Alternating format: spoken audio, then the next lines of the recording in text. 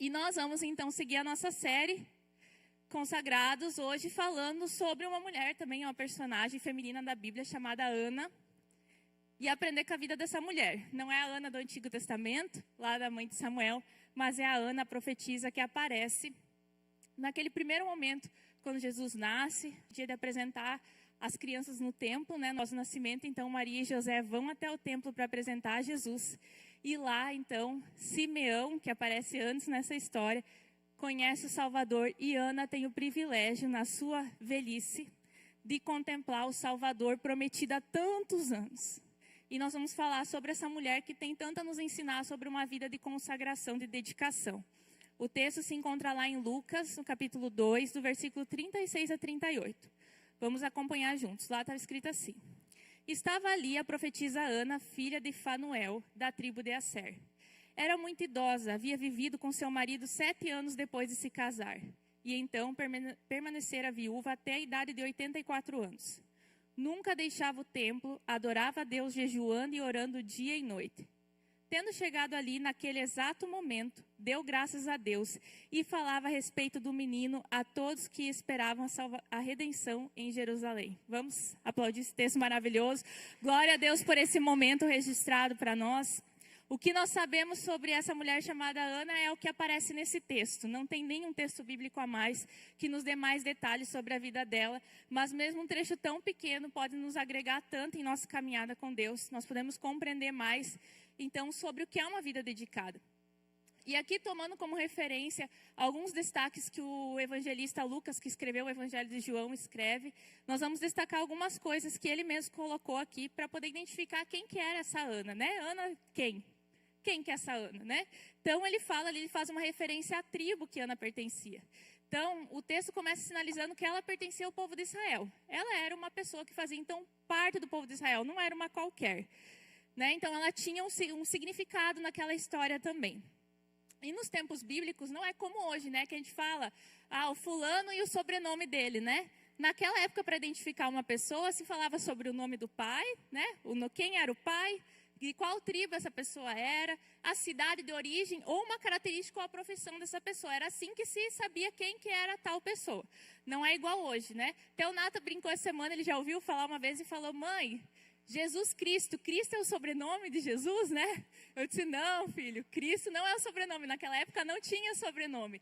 Cristo tinha um significado, era uma característica que identificava Jesus como ungido, né? Cristo significa ungido.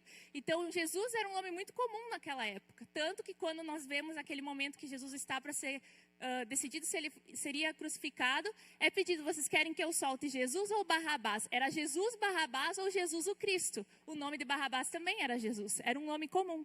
Né? Então, como se identificava que o nosso Jesus era o Jesus prometido, o esperado? Porque ele era o Cristo ungido, aquele que Deus prometeu como Messias. Então, assim se identificava as pessoas, né? Depois, lá na Idade Média, começa a se usar os sobrenomes que hoje nós usamos, né? Ainda mais que na cultura alemã, puxa o nome da família e vai até parente de tal, que mora lá no bairro tal. Sempre se pede isso. Mas, antigamente, queria saber de que tribo que era, quem que era o pai, né? Assim que funcionava. Então, porque Lucas, o evangelista Lucas, ele preza por colocar isso, porque ele queria dar veracidade. Não é a Ana lá, né? É a Ana, filha do Fanuel, da tribo de Asser. Ele identificava porque ele queria que os seus escritos trouxessem uma veracidade e uma identificação. Então, ele tinha essa preocupação. E é muito interessante que essa tribo a quem Ana pertencia era uma tribo que era considerada uma das tribos perdidas de Israel.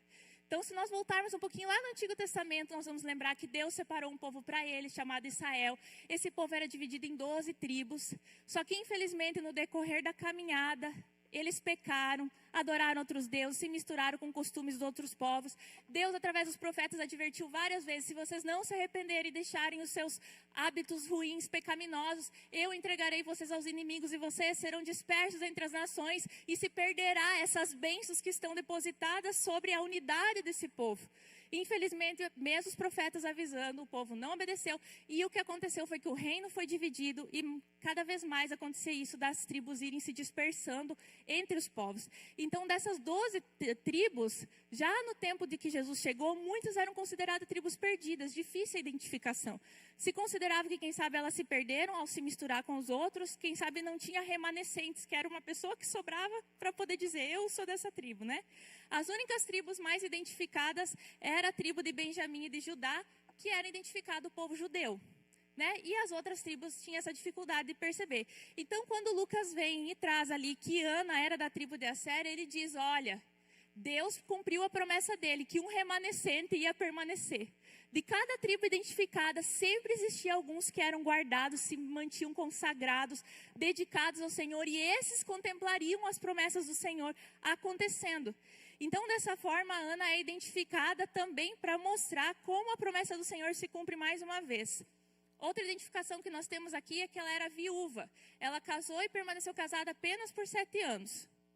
E depois disso ela passou a se dedicar a servir no templo. Né? Bem provável, se a gente for tentar identificar, Ana, naquela época as meninas casavam muito moça, muito cedo. Então, em 13, 14 anos, digamos que a Ana ficou viúva por torno de 20 anos, entre seus 20 e 30 anos. E ela tomou uma firme decisão de permanecer consagrada ao Senhor. E naquela época, a viuvez ela tinha um peso, um significado muito maior do que a época de hoje. Não que hoje não seja triste, não seja difícil, mas na época bíblica, o peso que tinha da perda da proteção, da perda de uma posição social, a perda de renda era muito forte. Então, a viuvez, ela muitas vezes implicava na questão da sobrevivência da mulher, porque ela dependia naquela cultura muito do marido, da família masculina. Era assim que era construída tudo em torno da família, em torno do homem. Então, a viuvez era algo que afetava muito. Então, por exemplo, nos tempos bíblicos tinha a questão da dependência econômica. Então, o marido que sempre supria a esposa. Então, quando o marido morria, ela perdia o principal fonte de sustento, tinha dificuldades para manter as terras em seu nome, geralmente passava por um parente masculino do homem e não para a mulher. Tinha que depender de parentes ou da comunidade, era considerada, então, como um grupo vulnerável, as viúvas. E a gente percebe que, se você for ler principalmente o Antigo Testamento, no Novo nós também vemos isso, Deus sempre teve um cuidado muito especial com esses grupos, com as viúvas e os órfãos. Ele tomava cuidado para si, ele criava regras rígidas para que houvesse cuidado dessas pessoas. Hoje já é diferente, né? Em muitos lugares as mulheres podem trabalhar e ter a renda própria, pode possuir bens legalmente, receber pensão ou benefícios e até ter direitos civis e dependentes. Então, hoje a realidade é outra, né? A perda emocional continua grande, mas a sobrevivência financeira ainda não depende exclusivamente do homem. Também tinha a questão da posição social, né? E como a estrutura social era em torno do patriarcal, do homem, isso significa que a mulher estava totalmente ligada à figura de um pai, de um filho adulto ou do marido. Então, quando ela ficava viúva, se ela não tinha filhos, ela ficava na sociedade, socialmente desprotegida. Então, ela ficava vulnerável. Por isso, em muitas histórias bíblicas, nós vemos Deus cuidando das viúvas. Quantos exemplos nós podemos ver na Bíblia de Deus provendo e suprindo as viúvas? E hoje, embora existam desafios, a viúva normalmente consegue manter sua identidade social, pode gerenciar sua própria vida e não depende exclusivamente de um representante masculino. Então, Deus, nos tempos bíblicos, ele sempre estabelecia leis específicas para a proteção das mulheres. E essas leis existiam justamente porque a viuvez trazia grande vulnerabilidade. Já nos tempos lá na igreja primitiva, quando a gente vai um pouquinho mais para frente, depois que Jesus já subiu aos céus, a gente vê Paulo também dar instruções sobre cuidado com as viúvas, né? Então, por exemplo, ele manda que as viúvas mais novas se casassem, para que elas continuassem mantendo um bom testemunho, e as viúvas mais velhas deveriam ser assumidas por suas famílias, ou a igreja assumiria as mulheres viúvas dentro de algumas condições bem claras. Essas mulheres teriam que ter mais de 60 anos, elas tinham que ter um bom testemunho com mulheres que praticavam boas obras, souberam cuidar bem dos seus filhos, elas eram praticantes do socorro aos atribulados e esposa de um marido só. Então, essas mulheres que não tinham uma família para cuidar delas, que eram mais de 60 anos, que tinham um bom testemunho, que cuidaram bem dos seus filhos e praticavam ação sempre de misericórdia, essas mulheres a igreja assumia para o cuidado, né? Então, sempre a igreja teve um cuidado com as mulheres. Em tempos de hoje, como a gente comemora hoje o Dia da Mulher, que fala tanta coisa, quantas vezes a gente já ouviu besteira aí falando que a Bíblia não fala da mulher, que a Bíblia, que Deus só fala do homem, ali é só o homem. E não, se a gente vai para a Bíblia estudar, Deus sempre teve uma preocupação de guardar as mulheres, de cuidar como aquelas que devem ser protegidas, devem ser amadas, devem ser orientadas, providas. E, em especial, hoje a gente fala das viúvas, né? Então, a história de Ana mostra que uma vida aparentemente frágil pode se tornar um poderoso testemunho de fé. Ela não estava numa condição favorável, mas ela decidiu, naquele momento que ela perdeu o seu esposo, fazer de Deus o seu provedor, o seu protetor e o seu esposo. A função do esposo, que era prover, proteger, dar uma identidade, a Ana encontrou tudo em Deus. E assim deveria ser para todas as mulheres, para todos os homens. Não depender de uma figura humana para que você possa se sentir amado e protegido. É uma bênção nós temos família, mas olha que bênção Ana ensinando com a sua vida, que mesmo num ambiente que estava tudo contra ela encontrou em Deus o socorro, a provisão, a proteção que ela precisava. E a gente vê em Isaías, quando Deus se refere ao povo de Israel, que o desejo dele sempre foi cuidar daquele que estava em vulnerabilidade. A gente vê em Isaías 54, quando ele fala para o povo, não tenha medo, pois você não será humilhada novamente, falando com Israel como se fosse uma esposa. Não fique envergonhada, pois não sofrerá mais desprezo. Você esquecerá a vergonha da sua mocidade e não lembrará mais a desonra de ter ficado viúva, pois o seu Criador será o seu marido. O nome dele é Senhor Todo-Poderoso. Então, nesse texto, Deus promete restaurar Israel comparando a um povo, né? A uma mulher que tinha ficado viúva, e Deus assumiria essa posição. Da mesma forma, Ana faz de Deus aquele que cuidava dela. E mais uma característica que a gente vê aqui é que Ana era profetisa.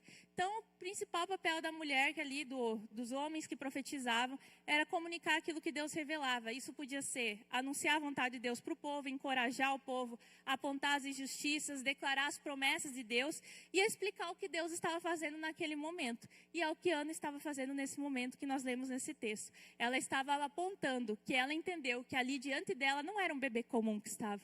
Não era mais um bebezinho que ao 8º dia apareceu no templo para ser apresentado. O Salvador estava diante dos olhos dela. Mas ela só conseguiu perceber isso porque ela tinha uma vida de consagração.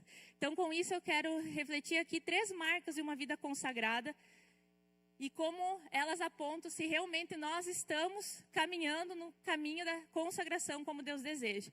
E a primeira marca que deve aparecer na vida de uma consagração genuína é dedicação. Pode completar na sua guia.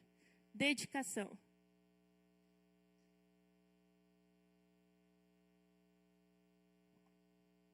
Então, ali a gente vê no início do texto que ela nunca deixava o templo, adorava a Deus jejuando e orando dia e noite.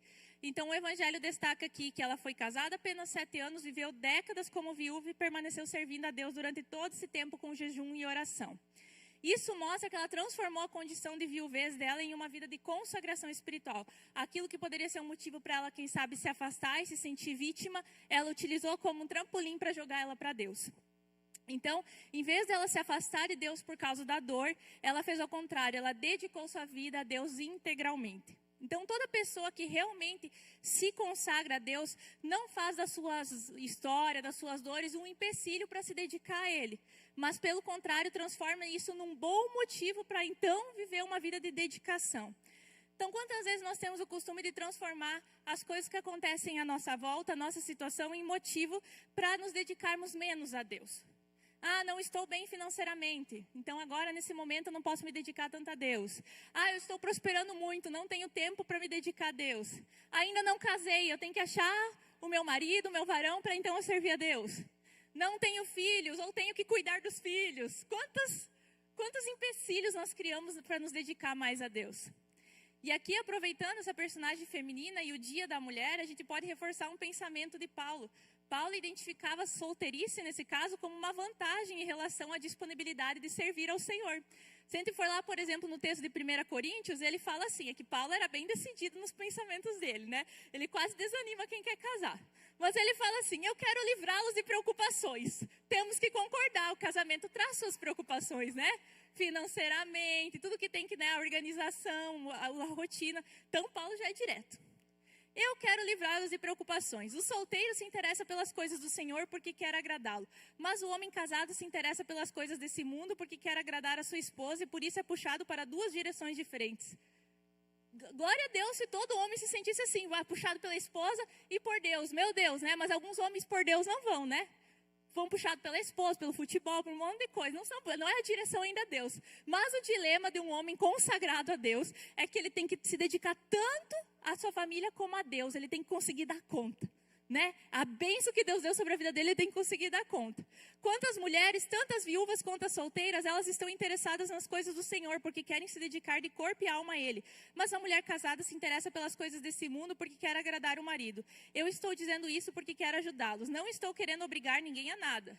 Pelo contrário, quero que façam o que é direito e certo e que se entreguem ao serviço do Senhor com toda dedicação. Bem motivador, Paulo, né? Não estou querendo dizer nada, né? Mas estou dizendo por experiência própria, né? Então, quantas pessoas ficam, meu Deus, eu estou solteira, estou desesperado. Paulo via nisso um bom motivo para se dedicar mais ainda ao Senhor. Não havia ele não estava dividido, né? Então, os casados podem pensar assim, pronto, aí está um motivo porque eu não posso me dedicar tanto a Deus, é porque eu sou casado. Paulo já disse, né, que eu fico dividido, né? Então, pessoas consagradas, na verdade, elas vão arrumar uma forma de poder se dedicar completamente ao Senhor. Então, é claro que o casamento deve ser uma prioridade, deve ser parte do nosso cuidado e do nosso serviço. E, inclusive, o bom andamento da casa e o cuidado, o governo da família é o que te qualifica diante de Deus como aprovado. Então, é importante isso. Mas, da mesma forma que a solteirice não pode se tornar um empecilho, o casamento também não pode se tornar um empecilho para servir ao Senhor, para ser consagrado a Ele. Todas as atividades, todas as obrigações e responsabilidades que demandam a sua posição social não pode te tirar do centro, que é buscar ao Senhor. Pessoas consagradas almejam sempre mais profundidade. E para poder manter todas as demandas dos papéis de sua vida, a sua consagração a Deus vai demandar mais esforço, mais organização e mais disciplina. Então, consagrados fazem o que Paulo orientou, que agora parece um texto meio conturbado, né? Paulo vai ali lutando. Em 1 Coríntios ele fala o seguinte: o que eu quero dizer é que o tempo é pouco. De agora em diante, aqueles que têm esposa vivam como se não tivessem. Aqueles que choram como se não chorassem. Os que estão felizes como se não estivessem. Os que compram algo como se nada possuíssem. Os que usam as coisas desse mundo como se não as usassem. Porque a forma presente desse mundo está passando. Então ele está orientando aqui os cristãos a não se deixarem consumir pelas preocupações terrenas. Incluindo o casamento devido à brevidade da vida. Nós vamos cuidar sim dos afazeres, mas nunca nada dessa terra pode tomar prioridade na nossa vida, ao ponto de a gente descuidar do tempo que a gente vive. Um tempo de preparação para estar com o Senhor, um tempo de santificação, um tempo de separação.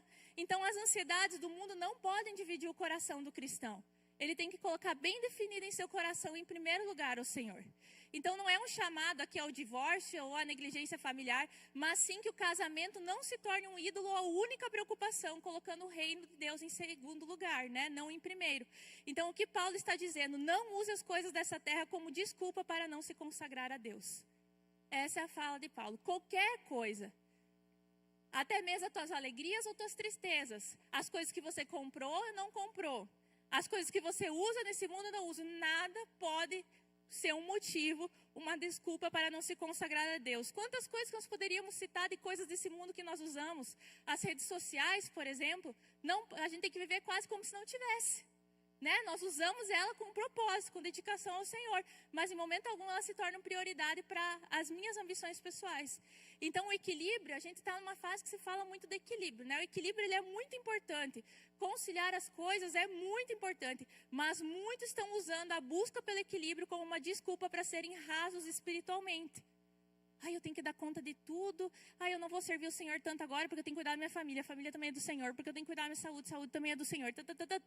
Tem gente que se dedica tanto para as coisas desse mundo, vai tudo virar fogo, vai tudo... O Benjamin não gosta muito que a gente fala o fim do mundo, né? Ele não gosta quando pensa que vai acabar. Mas essa é a realidade que Paulo está trazendo. Vai tudo ser consumido, vai tudo terminar. O nosso esforço aqui pelas coisas terrenas é válido só aqui. A Bíblia fala que lá no céu não terá casamento, porque o único casamento já vai ter acontecido, a noiva com o noivo Jesus Cristo. Nós seremos eternamente casados com o Senhor Jesus. Então nós estamos numa dinâmica aqui que a gente se vê, como Paulo diz, dividido. Nós temos que viver nesse mundo como se nós não estivéssemos nele. Uma vida consagrada, ela exige isso. você faz as coisas do dia a dia que competem a você com responsabilidade para honrar o nome do Senhor com a sua busca por excelência, por sua organização, com o seu caráter. Mas tudo que você faz é com foco na eternidade. Então, nós temos que cuidar muito com esse século que tenta pregar muitas coisas bonitas e fala muito sobre equilíbrio, sobre conciliar todos os papéis e coisas, que é o ponto que Jesus entra só como mais um apetrecho da sua lista de coisas a fazer. E a igreja se torna como uma coisa a mais que te deixa como uma pessoa equilibrada, zen. Você está no ápice da vida, sua família, sua profissão, sua saúde e Deus. Deus é mais um ali, não é o. Porque é isso que o pós-modernismo faz. Ele não vai tirar a espiritualidade, o valor da espiritualidade. E quanto crente está afundando nisso, achando que está sendo espiritual, está sendo carnal, caindo nas garras desse século que te ilude e te faz achar que tu é crente e tu não é, só porque tu posta um versículo bíblico. A vida cristã é muito mais profunda do que um equilíbrio mero de posição, de papéis, é muito mais profunda. Nós vemos isso, por exemplo, quando Jesus chamou algumas pessoas para seguir ele lá em Lucas 14. Você vai lembrar desse texto. Ele dá exemplos, como se fosse uma parábola também, que ele chama várias pessoas para seguir e eles começam a dar desculpas. Não posso ir porque acabei de casar. Não posso ir porque comprei uma junta de boi para administrar o meu negócio. Eu vou depois. Jesus, eu quero ir, mas deixa só eu estar com meus pais ali que já estão idosos. Depois que eu terminar minhas funções com a minha família, daí eu vou. Você percebe nesse texto que Jesus ressalta que as pessoas reconheciam o valor do chamado de Jesus, mas colocavam outras prioridades antes dele. Aparentemente eram pessoas legais, olha como eles são queridos, eles estão cuidando dos negócios, como eles são queridos, estão cuidando da saúde, como eles são queridos, estão cuidando da família. E eles vão fazer isso antes, mas depois com certeza eles vão seguir Jesus. Só que eles não seguiam, porque o primeiro chamado de Jesus é colocar Jesus como segunda opção. E como Jesus termina falando, ninguém que põe a mão no arado e olha para trás é apto para o reino de Deus. É isso que Jesus determina sobre essas pessoas que sempre têm uma desculpa para poder se dedicar, para não se dedicar mais ao Senhor. As pessoas que querem estar, querem ser crente, querem entrar no reino, põem a mão no arado, mas na hora do vamos ver, eu tenho só uma coisa para resolver antes. Eu tenho que cuidar dos meus negócios, eu tenho que cuidar da minha família, eu tenho que cuidar...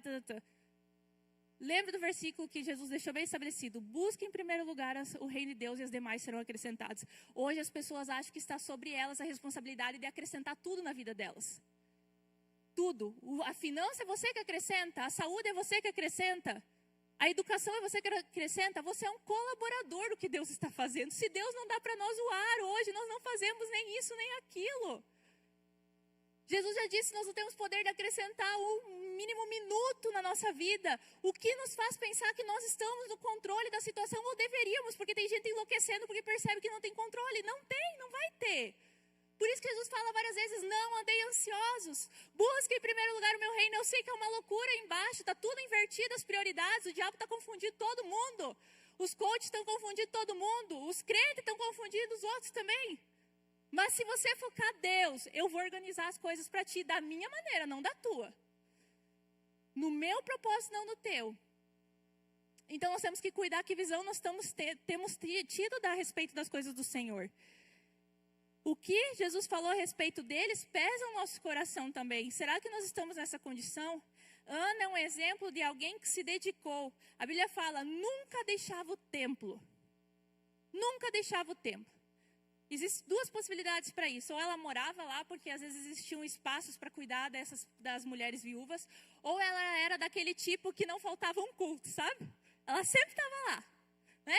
Então, se alguém quisesse encontrar a Ana, sabia onde encontrar? Está lá no templo. Onde está a Ana? Ah, a Ana com certeza está no templo, porque a Ana todo dia estava no templo. Todo dia estava buscando o Senhor.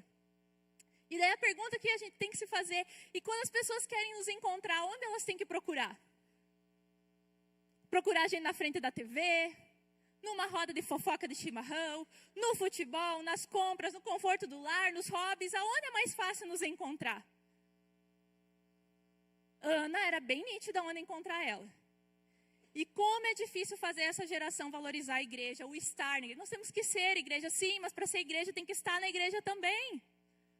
Eu gosto muito da figura que é usada, que Paulo ilustrou a igreja, um corpo.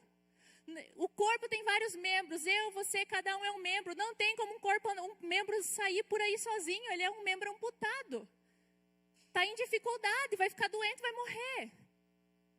Como é difícil fazer as pessoas entenderem a importância de estar na igreja. A igreja está virando mais uma opção. Qualquer coisa toma lugar, qualquer coisa é motivo para faltar. Domingo é dia de churrasco, dia de passeio, dia de faxina, dia de construção, se der é dia de igreja. Eu falei esses dias para a equipe do Aviva Kids, irmãos, por favor, cuidem com isso. Antes de servir é participar. Eu cresci praticamente na minha infância já indo na igreja. E quantas vezes nós viajávamos em família, muitas vezes nós chegávamos antes para poder estar no culto. Hoje não, já que eu vou viajar, eu não vou no culto. Sabe, tudo bem, você é livre, né? Não vou ficar cada um fiscalizando a vida de cada um, mas você está sendo um exemplo para os teus filhos. Depois chega a adolescência, as crianças, os adolescentes começam a escolher Deus também como segunda opção. Se der, eu vou. Se der, eu sirvo. Se der, eu me envolvo. Porque a minha vida fala mais alto do que o meu discurso sobre como Deus é maravilhoso e glória a Deus, mas na prática Deus toma o segundo lugar.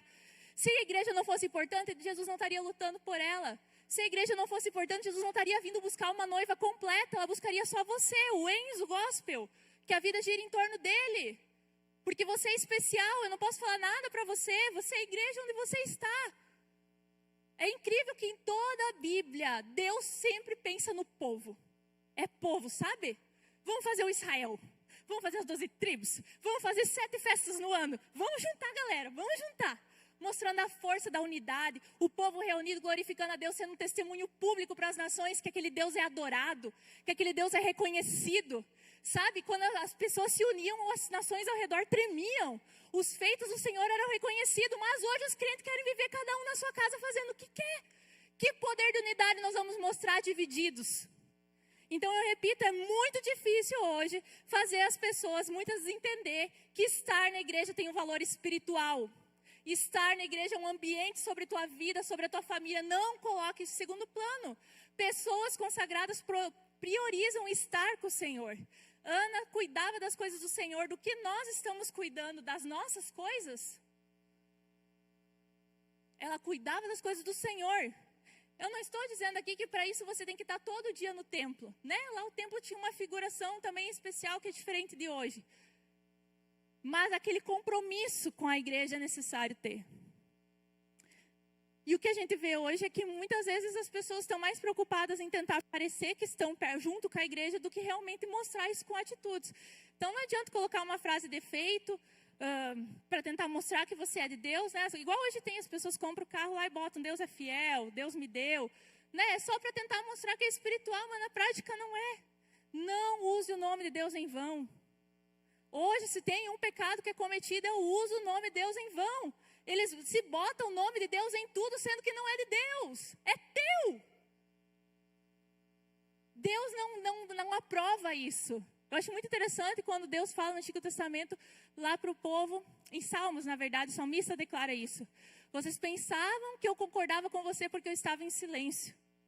Às vezes Deus parece que não está falando com você, você acha que Deus está aprovando, mas é que você não está buscando a Deus, está buscando a ti mesmo. Por que Ele vai falar? Então nós temos que rever se nós não estamos colocando o nome de Deus, dar o nome de Deus para as coisas, para tentar aparentar uma espiritualidade que na verdade é rasa na sua vida, na minha. Eu tenho que me fiscalizar. Nunca usar o nome de Deus em vão. Respeito por esse nome. Então eu mostro na minha maneira de viver, no meu trabalho, na escola, na família, no uso das redes sociais, no trato com as pessoas, no trato com as pessoas do sexo oposto. Daí eu mostro de fato se Deus está na minha vida. Então a gente tem que tomar esse cuidado no dia a dia. As coisas têm que ser feitas à maneira de Deus também. E não só estampar Deus nas coisas. Um versículo bonito e dizer, é do Senhor. Não é só estampar, é fazer a maneira de Deus. Então faça como Ana, dedique-se a Deus, adore e sirva a Ele com jejuns e oração, né? Com consagração, com atos de consagração. Segunda marca, revelação.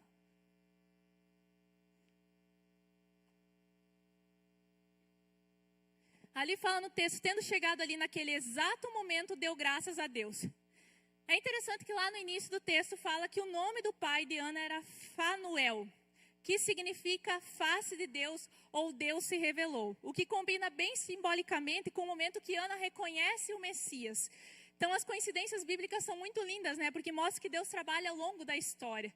O nome do pai dela refletia algo que ela estava vivendo naquele momento, quando Deus se revelou. A atitude de Ana de se dedicar-se a Deus tão cedo, e ela ficou, pensa só, ela ficou casada só por 7 anos, e desde os 20, provavelmente já uma moça, ela se comprometeu diretamente com o Senhor, mostra que provavelmente ela cresceu num lar, onde ela foi ensinada nos princípios do Senhor. Quando ela se viu desamparada pela viuvez, ela soube que caminho tomar, porque ela tinha um contexto familiar que possibilitava ela saber aonde buscar refúgio, a que missão ela tomar. Então os pais, eles, bem provável que Fanuel revelou Deus para Ana, e depois Deus se revela para Ana em Jesus. Os pais revelam Deus aos filhos. Deus deu sobre nós essa missão, tão importante quanto ensinar eles sobre a Bíblia e histórias bíblicas, é a nossa maneira de viver, revelar se de fato nós conhecemos a Deus. E os nossos filhos então vão desejar conhecê-lo também. É nas pequenas práticas, né? Essa madrugada o Benjamin não quis dormir, não sei se acontece com vocês também, mas às vezes nós temos esses momentos que o Benjamin acha que dormir é perda de tempo, né? Então ele quer compensar e usar todas as horas. E eu já estava lá, não aguentava mais, né? Eu falei, Benjamin, dorme, pelo amor da mãe, então. A mãe quer acordar cedo. Daí ele parou assim, calma, mãe, eu vou orar por você. Daí ele começou a orar. Deus, que minha mãe consiga acordar cedo, mesmo dormindo tarde, e eu querendo que ele me obedecesse, mas ele jogou para Deus o problema, né, Deus? E depois ele botou a mão sobre mim, Deus, enche a minha mãe do Espírito Santo, dê ela paciência, eu só olhando, estou precisando, né, amém. Mas eu achei tão interessante, porque eles começam a reproduzir aquilo que a gente ensina para eles, está em dificuldade, ora. Vamos colocar para Deus, é óbvio que naquele momento não era a resposta que eu esperava dele, eu queria obediência, né? Mas eu achei muito interessante como a iniciativa dele reflete aquilo que a gente muitas vezes está tentando mostrar no dia a dia com a nossa vida. Né? Que eles podem buscar Deus quando eles se sentirem perdidos, em dificuldade, em qualquer necessidade. Então, essa vida de consagração de Ana, de viver no templo, em serviço, jejum e oração, preparou ela para saber discernir o momento que ela estava vivendo. Quando ela encontrou aquele bebê, ela sabia que não era mais um bebê. A vida de consagração, de intimidade com Deus e relacionamento com Deus possibilitou ela ter revelação que aquele bebê à sua frente era uma promessa cumprida. E ela dá graças a Deus naquele momento. Ela louva a Deus. Então, nós não vamos discernir o agir e a vontade de Deus distanciados da consagração. Se nós queremos conhecer o Senhor, queremos poder ter revelação do Senhor para a nossa vida, é necessário uma vida de dedicação, uma vida de consagração. Para conhecermos a Deus, precisamos consagrar-nos a Ele. E o terceiro e última marca que a gente vê na vida de Ana é o testemunho.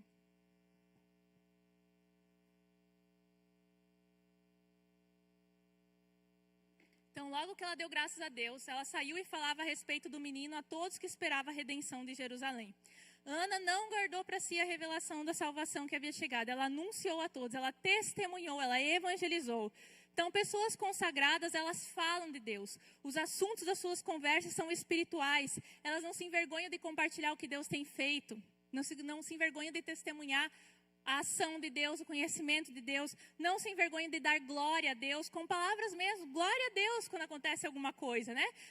Fica pensando, será que a pessoa vai pensar? Ela nem é crente. Glorifica a Deus. Ana não pôde se conter depois da revelação. A vida dela de consagração fazia ela testemunhar. Então, quanto mais consagrada eu sou, mais eu testemunho dessa glória, desse conhecimento do Senhor. Pedro e João falam lá em Atos, pois não podemos deixar de falar daquilo que temos visto e ouvido. Um coração consagrado não consegue parar de falar do que tem provado do Senhor. E muitas vezes o que nos impede de fazer isso é a timidez espiritual. É que quando alguém que tem fé, mas tem medo ou vergonha de viver e demonstrar essa fé publicamente, né? Quando a pessoa até acredita em Deus, conhece a verdade, mas se cala, se esconde ou evita agir por medo, pressão ou insegurança. E para essas pessoas repousa o que Timóteo foi aconselhado, lá em 2 Timóteo 1,7. Porque Deus não nos deu espírito de covardia, mas de poder, de amor e de equilíbrio. Então, a palavra traduzida como covardia ali pode ser medo ou timidez. Paulo estava encorajando Timóteo a não se envergonhar de anunciar a sua fé, de ser público aquilo que ele decidiu em seu coração. Então, se você é tímido espiritualmente, precisa consagrar-se mais. Que como Ana, você não vai conseguir se conter. O testemunho vai fluir na sua vida naturalmente. Conclusão. A consagração genuína é testificada pelas marcas da dedicação, revelação e testemunho na vida pessoal. Amém, irmãos? Vamos colocar em pé. Glória a Deus por essa palavra. Que Deus venha nos encher com a sua presença e nos ajudar a viver consagração.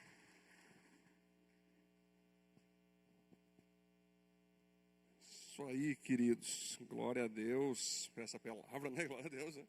O pessoal fala, o pastor Edson prega forte, né? Essa minha esposa, que eu não me conhecia, minha esposa, glória a Deus. Queria a Kátia uma vez, falei, Kátia, a gente sabe que pega pesado às vezes, né? E a Kátia, pastor, fica tranquilo que depois no outro dia tu já brinca, eu tenho medo da pastora. Glória a Deus. Gente, eu queria deixar uma palavra aqui bem legal para as mulheres da igreja, né? Que está em Provérbios 14. A mulher sábia edifica a sua casa, mas a insensata derruba com as próprias mãos. Vou repetir aqui, Provérbios 14, 1. Seguindo o que minha esposa pregou aqui. A mulher sábia edifica a sua casa, mas a insensata derruba com as próprias mãos. Esse é um texto que mostra, queridos, o tamanho do poder que tem uma mulher. Esse termo de mulher empoderada é bíblico. Né, Leandro? A forma como que se usa hoje, infelizmente, extremizam, feminismo, querem pisar no homem, aquela loucura que você já conhece, não precisa nem explicar. Mas, de fato, queridos, toda vez que algo top acontece, seja numa casa, seja numa igreja, seja numa empresa, tem uma mulher ali que fez acontecer, ou que fez algo que o seu esposo se sentiu motivado, se sentiu valorizado, e ela fez o homem, né, agir. Assim como quando acontece algo errado, quando acontece alguma coisa que destrói um lar, a mulher está por trás também. Ou seja, olha o poder que há em vocês, mulheres, né? Então, eu sempre falo para a Cintia, né? Eu sempre converso com a Cintia, conversando. Às vezes eu vejo a Dai atendendo galera, vejo a Kátia atendendo, né? É batalha, né? Agora as novas geração, mileninha, chegando ali também, ajudando. As mulheres, as diaconisas aqui também, as líderes, junto com seus esposos, né? E eu valorizo todas as mulheres da igreja. Desde o presbitério até o diaconato, até a liderança, até a membresia. Cíntia sabe disso, né? Que quando a gente vai ver Jesus, né, Cíntia? Jesus valorizava muito as mulheres.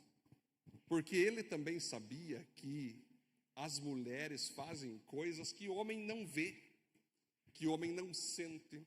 É aquele coração que só mulher tem, aquele coração materno, aquele coração educacional, aquele coração altruísta, pensar mais no próximo do que em si. Então vocês vejam que o próprio ministério de Jesus sempre estava rodeado de mulheres. É tão verdade isso, quando ele ressuscitou, ele se mostrou para as mulheres. O apóstolo Paulo, muitas mulheres top do lado dele, investindo no ministério, fazendo e acontecendo. Se você vê, um dos principais casais que Paulo discipulava era Priscila e Áquila.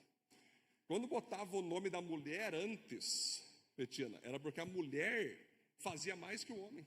Ou seja, Paulo dizia, é um casal maravilhoso no qual o Áquila que comanda, ele é o sacerdote, mas a Priscila desmonta no serviço.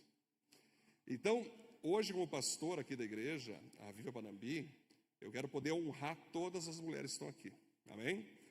A gente valoriza o trabalho de vocês, desde as presbíteras, as diaconisas, as líderes, membros, lembrando, não é membras, é membros, a gente vê as membras, não é membro, continua membro, senão a gente pode errar o termo. Mas eu digo, gente, que nós somos gratos, tá? A gente valoriza, reconhece, pastorear pessoas não é fácil, você liderar pessoas não é fácil, você conduzir e ajudar o marido em casa não é fácil, você ser mãe não é fácil. Hoje, por exemplo, eu dormi às 6h30, porque o Benjamin não conseguia dormir, ele queria ficar com a mãe, né? Eu falei, Benjamin, a mamãe vai pregar amanhã. Então, bora, fica aqui, tentamos ir dormir. Não, quero dormir com o pôr do sol hoje, com o nascer do sol. Aí ele abriu a janela às 3 da manhã. Eu falei, filho, só porque eu estou trabalhando aqui, e eu sou madrugueiro, vou te deixar dessa vez. Mas deixamos a minha esposinha guardadinha lá. Então, por isso que eu estou meio sonolento hoje assim, galera. Mas ele conseguiu receber a luz solar na cara dele, bem tranquilo. Imagina, mas eu falo a vocês assim, galera, ser mulher não é fácil. Vocês sabem que vocês têm uma responsabilidade muito grande. Alguns falam assim que o homem é o cabeça do lar, Cátia, e a mulher é o pescoço. Mas você sabe, hein, Diogo, que é a mulher. Imagina, Diogo, o que tu seria, Diogo? Você e a Sabrina, Diogo, já parou para pensar? Tu sabe, Diogo. Né? Imagina. Luciano, o que tu seria ser a Daia? O que eu seria ser a Cíntia? Então você veja que quando a gente fala o que seria, né, que atrás de um grande homem é sempre uma grande mulher, não é bíblico. É ao lado de um grande homem, né, Pedro? Tem uma grande mulher. Por isso que quando Jesus, então, quando Deus cria o homem do pó da terra, e na sequência ele cria a mulher da costela de Adão, ele não cria das costas, ele não cria da frente, ele cria do lado. Para vocês verem o quanto, mulheres que estão aqui, vocês têm poder para vocês fazer o teu marido ser o cara mais top que existe. Tem exceções. Infelizmente tem exceções. Às vezes a mulher faz de tudo, a mulher é top, mas o maridão velho não vai. Né? Não. Ele não quer. Tudo, vamos comer o que hoje, amor? Minha mulher, pô, mas decide você. Tem raras exceções, se bem que agora não é mais tão raro, né? Agora também está ficando comum. Mas, galera, a mulher, ela tem o poder de motivar o homem, de auxiliar, de ser submissa mesmo, debaixo da missão e voar naquilo que Deus deu individual para a mulher. Então, mulheres da igreja, vocês trabalham muito. Eu estava com o Cássio e com a Simone aqui, e a gente vai dando os ministérios, pleno de café, daqui a pouco alguém está na integração, não conseguimos supervisionar quanto tempo, né, Kátia, vocês ficam trabalhando aqui, trabalhando lá.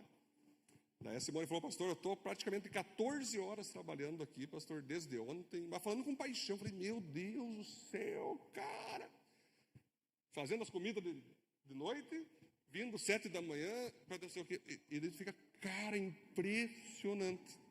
Ou seja, o que leva uma mulher a fazer isso? É paixão pela obra, paixão por Deus, né? Então, a gente valoriza demais.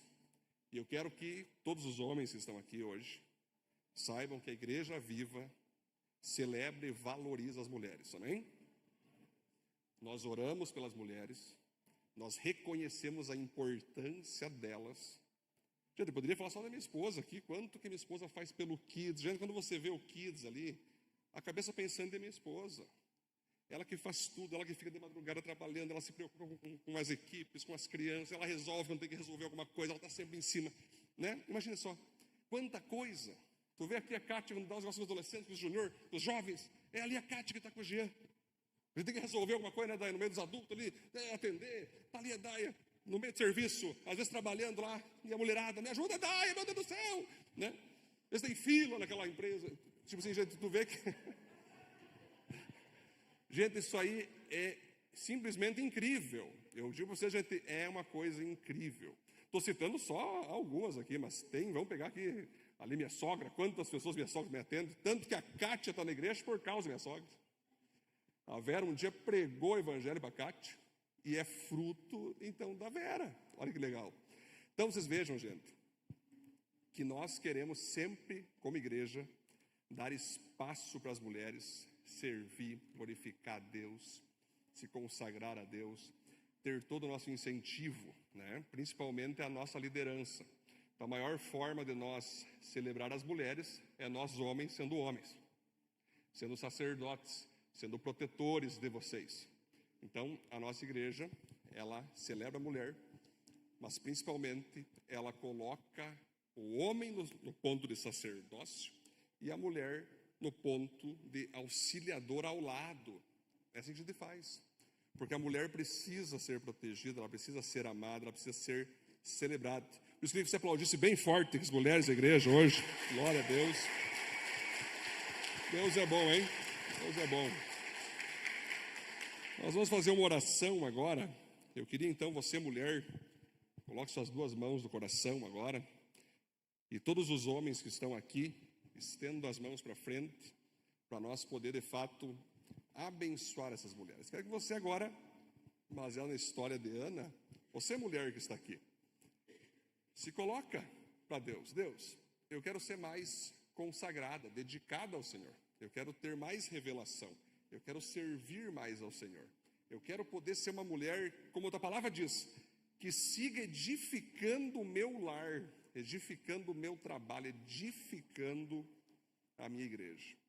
Senhor, em nome de Jesus, te louvamos, Pai, por essa mensagem maravilhosa que o Senhor nos trouxe através da minha esposa e pastora Cíntia. E o Senhor sabe, Deus, que nós aprendemos com o Senhor na Bíblia o quanto que a mulher é importantíssima para a humanidade, para os ministérios, para todos os trabalhos nessa terra. O Senhor teve suas discípulas, o apóstolo Paulo. Desde a época do Antigo Testamento, o Senhor sempre deixou claro que a mulher seria tão poderosa que ela contribuiria para edificar ou destruir alguma coisa. Portanto, Deus, nós oramos que o Senhor venha a abençoar cada mulher que está aqui, Senhor. Cada mulher que está aqui, das mais novas, as mais adolescentes, agora até as mais velhas, que elas sejam mulheres que edifiquem os seus lares. Que as filhas honrem seus pais, que as esposas honrem seus maridos. Que essas mulheres que estão aqui na igreja sigam honrando ao pastoreio dessa igreja, aos presbitérios dessa igreja, ao diaconato, à liderança. Nós te glorificamos, Senhor, que as mulheres da nossa igreja são mulheres bíblicas, são mulheres que amam o Senhor, são mulheres que amam a tua obra, são mulheres, Deus, que se dedicam a ti para fazer o teu nome maior, para fazer a tua igreja avançar cada vez mais. Portanto, nós oramos, Deus, que o Senhor siga usando as mulheres que estão aqui, para que elas continuem ganhando mais vidas para Jesus, para que elas continuem ganhando mais acessos importantes à sociedade, e assim elas continuarem sendo usadas pelo Senhor com muito poder e glória. Assim nós oramos, assim nós te agradecemos, Deus, e eu coloco aqui aquela oração por cura que a gente faz todo domingo. Se tiver alguma mulher aqui, Senhor, hoje, com alguma doença física, com alguma doença emocional, com alguma perturbação espiritual, que o Senhor cubra ela com o teu sangue agora, e liberte ela agora em nome de Jesus, trazendo a tua cura, trazendo a tua libertação, trazendo a tua restauração, Senhor. Eu também coloco cada mulher aqui que está buscando engravidar, buscando ser mãe, coloque a mão sobre o ventre dela agora, Senhor, para que ela também possa logo, logo gerar a sua filha ou seu filho. Esteja com ela agora, Deus. Se tiver aqui, Deus, alguma mulher que está pensando em desistir, está pensando, Deus, em abandonar, talvez seu esposo, seus filhos, talvez a própria vida, fortaleça ela agora. Encoraje ela agora, Deus. Encha ela com o teu Espírito Santo, para que essa unção de edificação da terra repouse sobre ela, Deus. Nós declaramos isso, nós profetizamos isso, que as mulheres que estão aqui contribuem para a edificação, não para a destruição. Que o poder que o Senhor deu a elas seja usado totalmente para a tua glória, para o benefício da família, para o benefício da igreja e da sociedade. Assim nós oramos e agradecemos em nome de Jesus. Amém, amém, glória a Deus.